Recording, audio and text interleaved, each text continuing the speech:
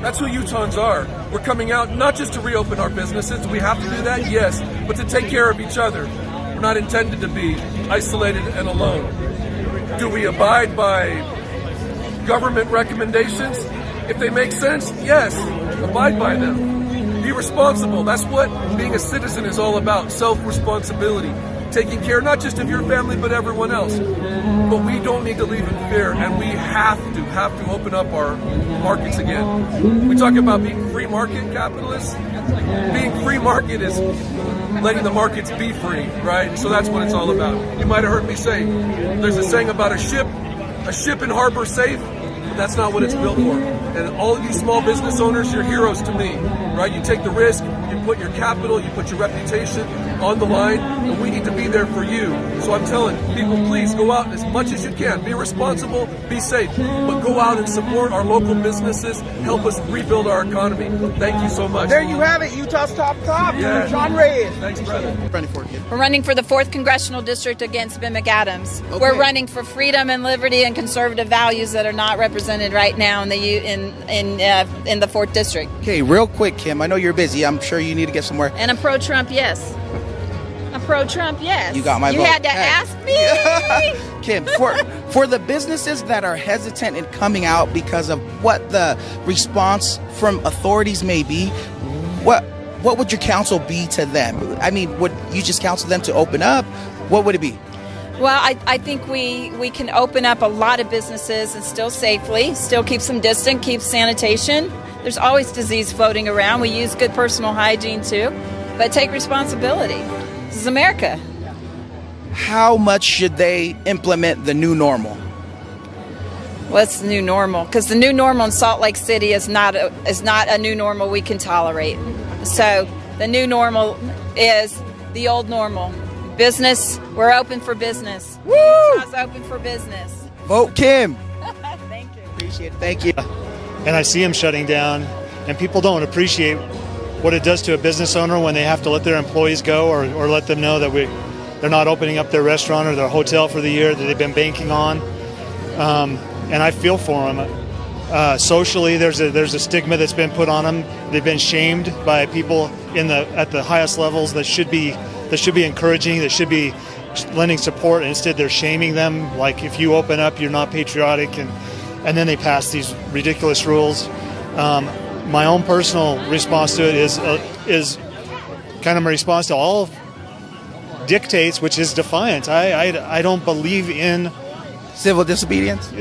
I wouldn't even call it disobedience. It's defiance. It's saying, I was telling somebody earlier, I said, if the governor wants me to wear a face mask, all he has to do is say, no more face masks. You cannot wear a face mask. I'll wear one every dang day, But if he comes out and says, you have to do this, you have to do that, that's where you cross the line. I care about people's health. I care about the data, but I care about the Constitution and the limitations and why government would step into that arena and presume to have the authority to tell somebody, yes, you may, no, you may not. If you do, you must do this. You may not do that. It's like that's taking on a lot of responsibility that is not given to them by the Constitution. It wasn't given to them by the people, and they just assume it, and it's really weird to me.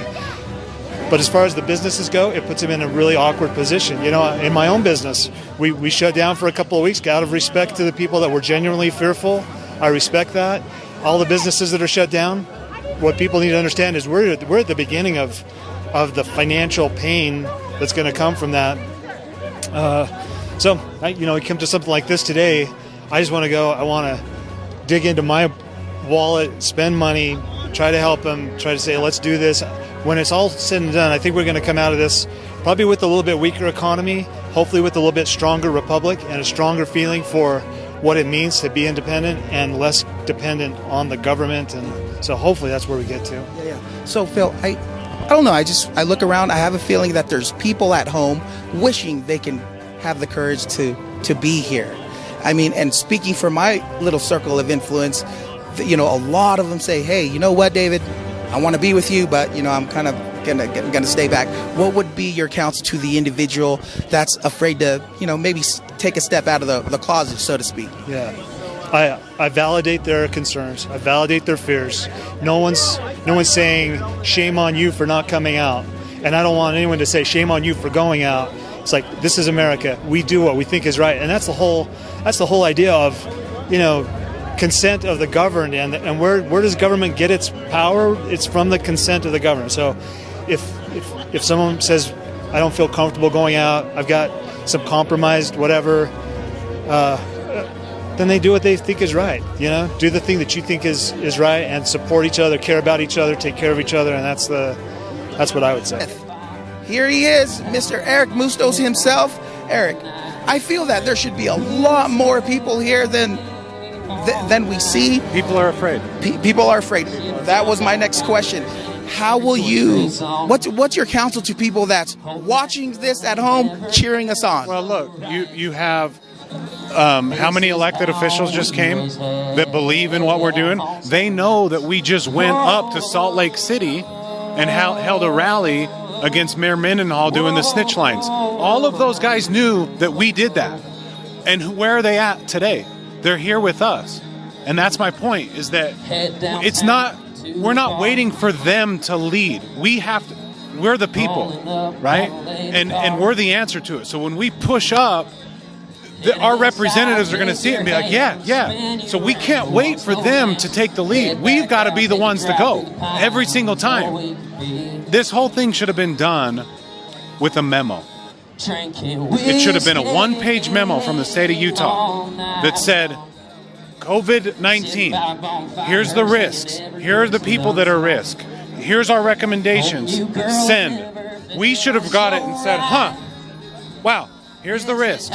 We should quarantine these people, or they should voluntarily do it. And we're going to work because we have to. So the point is, this should have never happened, and it's our fault. Like as hard as that is to hear, it's our fault because we don't know our rights. And as a former police officer, I'm telling you, we have the right to assemble under any circumstance. Under any circumstance, under any virus, under any plague, we have the right to do it, and we have to do it immediately. Eric, you're increasingly moving up the charts as a very prominent figure. Your voice is a very comforting voice to hear, especially because of your background. Now, for businesses that are hesitant in just opening up because of the response they may get from the authorities, what's your counsel to those businesses? Should they just open up, go back to the old normal with precautions? It's real simple. Do what your heart tells you to do. You listen to your conscience and you do it, okay? Because if you don't listen to your conscience, then you're going to second guess yourself. So if you believe as a business to have all your people wear a mask, let the consequences follow. But if you're a business that says, hey, I'm not going to do that because I don't feel right about it, it's because you need to listen to that voice inside, because every single person has been given that gift inside your conscience, your Jiminy Cricket. Listen to it, because let the consequences follow from that. Oh, I love that. Eric, one more question. This is what all our viewers want to know. When are you going to run for governor? Never, man. Look, never, man. I can't say never. Like, I'm going to do what I believe Heavenly Father wants me to do, and right now it's doing this. So I don't know. I just want to post memes, man. I just want to post funny memes. We're right behind you, Eric. Here's another sound that I wrote. Inspired by my